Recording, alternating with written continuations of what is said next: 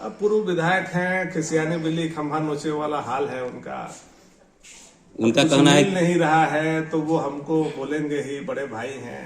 अगर हमको अपशब्द बोल रहे हैं उससे उनका सम्मान बढ़ रहा है तो वो उस सम्मान के हकदार हैं। लेकिन वो तो बोलते हैं कि आप अपने कार्यकर्ता से उनको गाली दिलवा रहे हैं।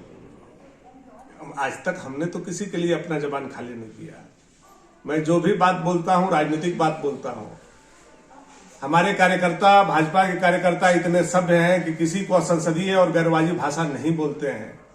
लेकिन किस तरह से उनका वीडियो जो आप लोगों ने डाला है, किस तरह से उन्होंने हमारे बारे में बोला, गवर्नर के बारे में बोला, महामहिम जो मुख्यमंत्री को ओथ कराते हैं, जो संवैधानिक प्रमुख है प्रदेश के, उनको आप दलाल बोलते हैं। यह आपकी सोच है। यह आप कैसे राजघराना के अपने आप को बताते हैं और राजघराना का भाषा का स्तर इतना नीचे गिर जाएगा कभी हम लोगों ने सोचा नहीं था। आप जब राज्यपाल पर जो कमेंट किए थे उसके बाद उन्होंने कहा कि नहीं, अब भानु की हर बात का करारा जवाब मेरे और ताहिर अंसारी द्वारा दिया जाएगा। नहीं, हम लोग तो स्वागत करेंगे। ताहिर अंसारी और आगे बढ़े।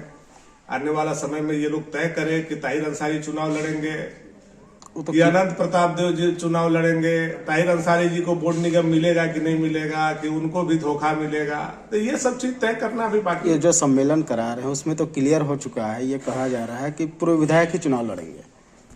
पूर्व विधायक कौन पार्टी में है? जेएमएम से। यहाँ कौन पार्टी का सीट है? कांग्रेस का। कांग्रेस का तो अभी तो अलायंस हुआ ही नहीं है, अभी तो अलायंस होना बाकी है। ताहिर अंसारी किस दल के थे? बहुजन समाज पार्टी के। बहुजन समाज पार्टी क्या अपना प्रत्याशी यहाँ लड़ाएगी कि नहीं लड़ाएगी? बहुत सारा राजनीतिक विषय है, अभी तो खेल शुरू हुआ है। एक और आप आरोप लगाते हैं कि आप बालचौरा पर जनता को गुमराह कर रहे हैं।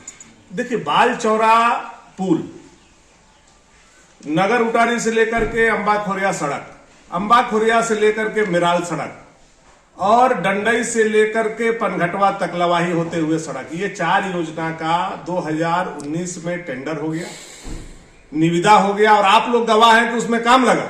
फिर बताइए रुका क्यों? यह सरकार बनने के बाद आप ही लोगों से हम सवाल कर रहे हैं और आप लोग उन लोगों से पूछे क्यों रुका। ये चारों योजना जो लगभग 400 करोड़ रुपए का योजना है, सरकार बनने से पहले काम लगा हुआ रहता है, सरकार बनने के बाद रुक जाता है। कौन दोषी है? कोई भी विधायक अपने क्षेत्र का काम रुकवाएगा क्या? रुकवाएगा तो 2 दिन, 4 दिन, 10 दिन, महीना दिन रुकवाएगा, 3-3, साढ़े 3 साल रुकवाएगा क्या? इसके पीछे कौन सा कारण है? कौन लोग कोर्ट गए? यह जांच का विषय है और कोर्ट जब आप जाएंगे तो पाएंगे कि इसके पीछे राजनीतिक द्वेष से अनंत प्रताप देव जी ने, ताहिर जी ने लोगों को प्रभोग करके कोर्ट भेजने का काम किया।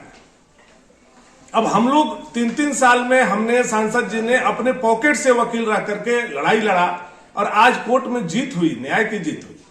और उसके बाद एक सड़क में काम लगा है, दूसरा सड़क में काम लगने वाला है और उसमें भी बहुत जल्द लगेगा।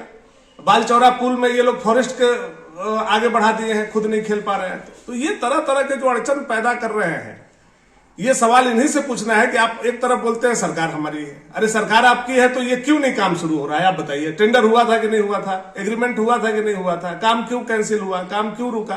तो ये जवाब सरकार के प्रतिनिधि के नाते तो आपको देना चाहिए। तो आप सवाल हमसे कर रहे हैं। पावर प्लांट मैं तो प्रमाण के साथ दिखा सकता हूं ना कि इतने तारीख को एग्रीमेंट हुआ, इतने तारीख को कैबिनेट से पास हुआ, इतने तारीख को टेंडर हुआ, चारों योजना का। आपके पास प्रमाण है तो आप बताइए कि भानु प्रताप शाही जी कैसे अड़चन पैदा कर रहे हैं। हम तो कह रहे हैं कि सरकार अड़चन पैदा कर रही है। सरकार के द्वारा यह दिखाया जा रहा है कि भवनाथपुर विधानसभा क्षेत्र में विकास नहीं।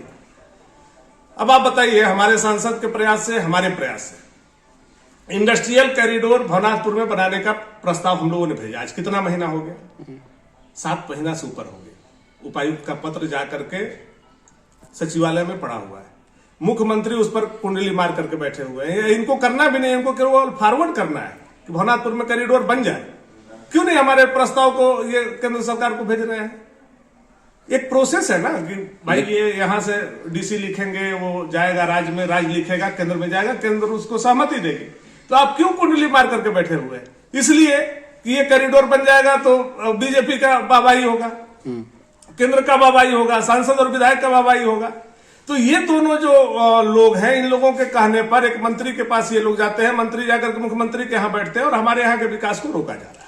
लेकिन उनका कहना है कि बहुत जल्द पावर प्लांट बनेगा और यहाँ के लोगों को रोजगार मिलेगा। पावर प्लांट तो बन ही गया है, तो धुआं फेंक रहा है। हम एक दिन जा रहे थे तो देखे भगवान घाटी के नीचे धुआं निकल रहा है। अब एकाएक अगर वो बन करके बाहर आ जाएगा तो बहुत अच्छी बात है, हम स्वागत करते हैं।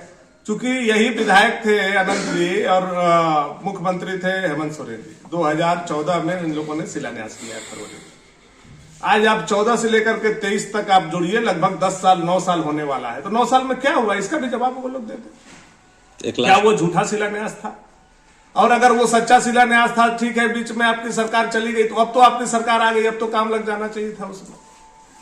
एक अंतिम सवाल आप पर, भ्रष्टाचार का आरोप लगा रहे हैं अनंत प्रताप देव हर अपनी सभा में। अनंत जी, ताहिर जी कितना दूध के धुले हुए हैं, यह तो कोर्ट में पता चलेगा।